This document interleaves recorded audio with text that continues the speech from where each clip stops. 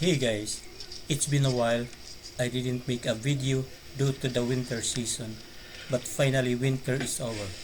By the way, last January I replaced a new black heater cord on my Honda CRV 2014 and I didn't make a video at that moment since it was cold. When I drove the car in the morning, I totally forgot to unplug the extension cord from the outlet outside. That was the cause I broke the black heater cord, so I ordered a new one at Honda. A black heater helps keep your car engine warm while you're not driving it. Once it gets plugged in the outlet, the heater warms the engine block as well as internal fluids like the oil and the coolant, then reduce stress on the battery and make it easier for the engine to turn over. I totally forgot to unplug this extension cord, guys. That's why I broke this black heater cord plug. The location of the black heater cord is on the passenger side. I'll show you so you can do it yourself. From here all the way down there.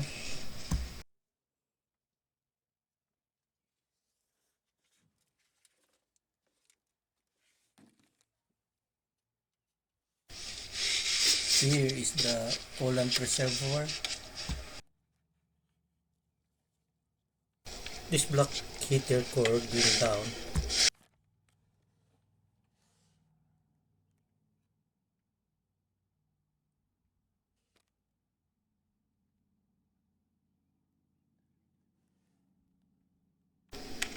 As you can see, the orange one, that's the one. Let's go underneath the car.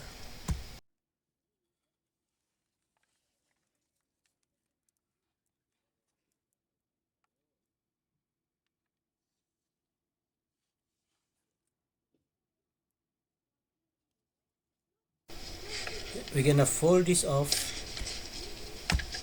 and push this back in.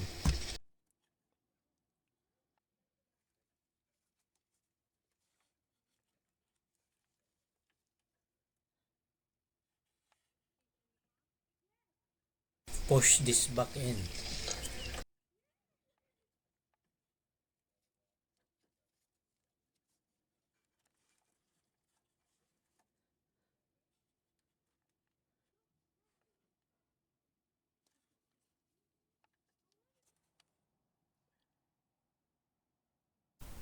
That's it, guys.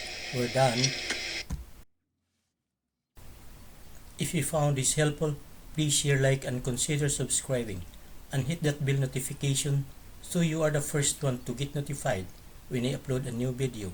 Thanks guys, and drive safely.